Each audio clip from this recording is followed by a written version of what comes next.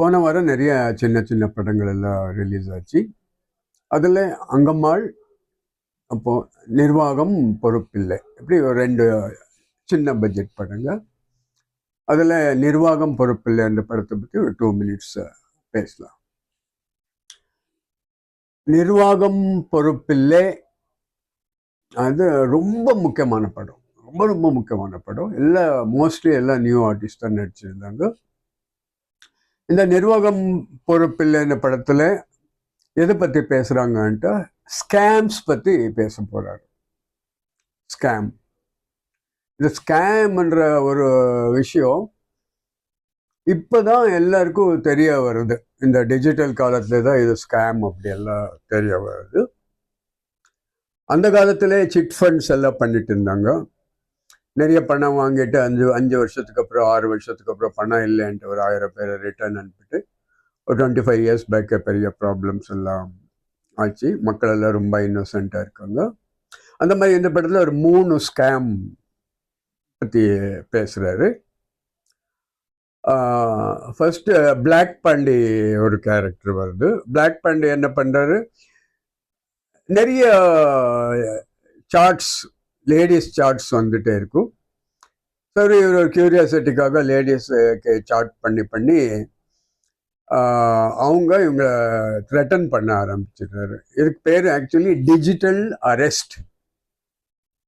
Threaten பண்ண ஆரம்பிச்சிடுறாரு. இப்போ நீங்கள் எனக்கு திடீர்னு இவ்வளோ பணம் வேணும், அவ்வளோ பணம் அனுப்பலைன்ட்டு இவர் இந்த நேக்கட் ஃபோட்டோ எடுத்துடுறாரு. அந்த லேடி அவ்வளோ பணம் அனுப்பலைன்ட்டு நான் உங்கள் வீட்டுக்கு போலீஸ் வர போகிறது, அரெஸ்ட் பண்ண போகிறாங்க.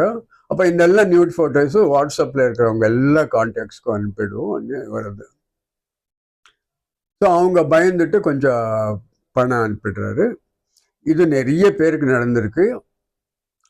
ஒருத்தர் 70 lakhs வரைக்கும் கொடுத்துருக்காரு இந்த மாதிரி ஒரு ஸ்கேமில் மாட்டிக்கிட்டு.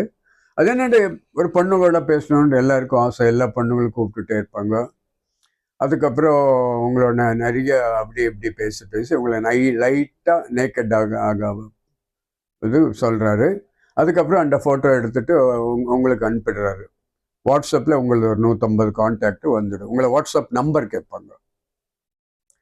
ஸோ அந்த மாதிரி இந்த கேரக்டர் அதில் மாட்டிக்கிச்சு அப்படின்ட்டு இதில் நிறைய பேர் மாட்டிருக்காங்க.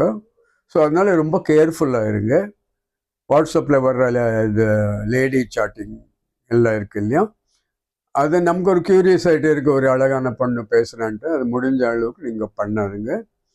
2வது 250 ரூபாய்க்கு பெரிய ஃபோன், அப்படி ஒரு கதை வரும்.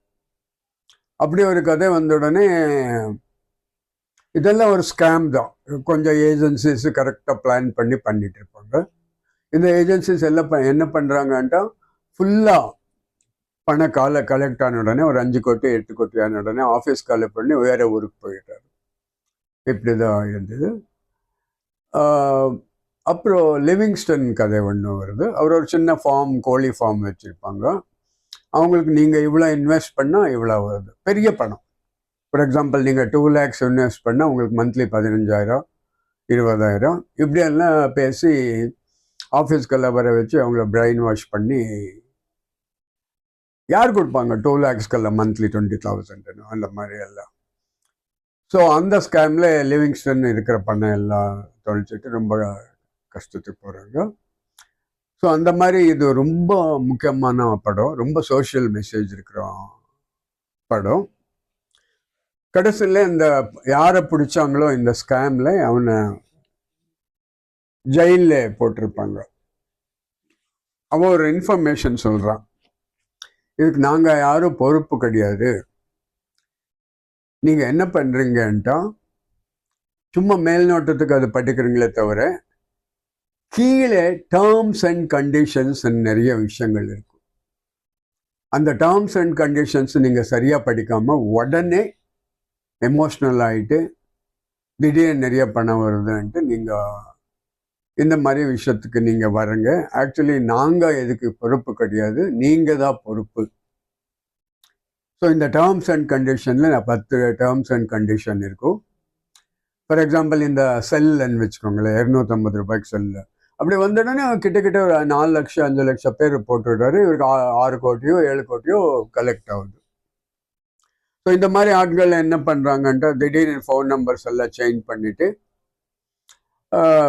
வேற வேற ஊர் அப்படி இப்படி போய் 3-4 வருஷம் செட்டில் ஆகிட்டு அங்கேயே தானே ஆரம்பிக்கிறாரு. ஸோ அந்த மாதிரி இது ஒரு சோஷியல் அவேர்னஸ் படம். ரொம்ப நல்லா இருக்கு. கண்டிப்பாக நீங்கள் இந்த படம் பார்க்கணும்.